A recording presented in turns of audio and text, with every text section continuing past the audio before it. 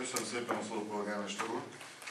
Nagyon szeretném megköszönni a könyvvizsgáló asszonynak és a vezető asszonynak, hogy bizottsággyűlésen kérdésen meghallgatásra talált, és a testületülésre ezek a mutatószámok elemzéssel együtt belekerültek az anyagba.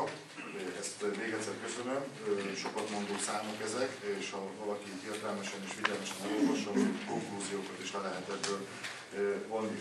Én azt gondolom, hogy bizottsággyűlésen is kifejtettem abéli véleményemet, hogy természetesen nem a mutatószámok minőségével és mennyiségével van probléma, hiszen ezek megfelelőek, határon belüliek, úgy, hogy a könyvvizsgáló asszony is a vizsgálati elemzésében ezeket leírta.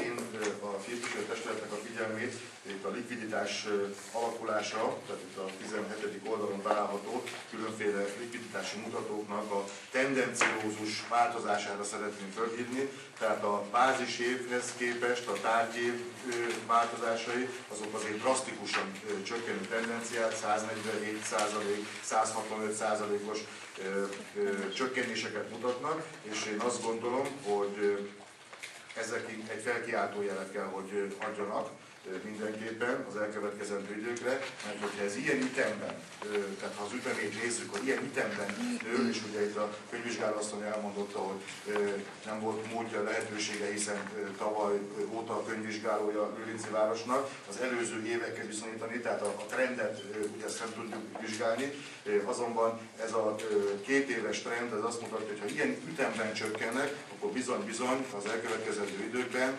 likviditási helyzettel nagyon nagy problémák lehetnek. Itt azért arra is szeretném felhívni a tisztelt képviselőtársaimnak a figyelmet, amit elhangzott a Kft-nek a neve. Zárójelben gratulálok, hogy nem sikerült összejönni.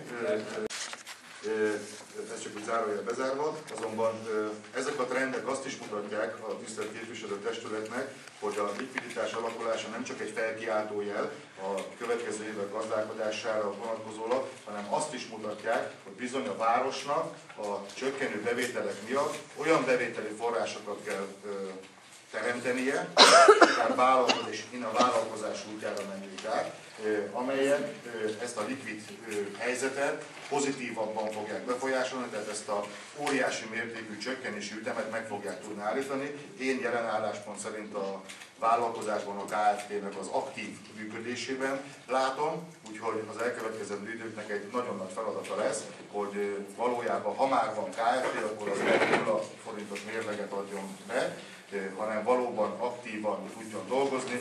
Ehhez kapcsolatos döntéseket mi hamarabb a képviselőtestületnek megítélésem szerint meg kell hoznia, mert ezt a trendet meg kell állítani, és most jelen álláspont szerint megítélésem szerint csak így lehet megállítani, hogy a vállalkozói tevékenységet, bevételi forrásokat fogunk tudni teremteni az önkormányzat számára. Köszönöm szépen! Köszönöm szépen! Van-e még esetleg valakinek?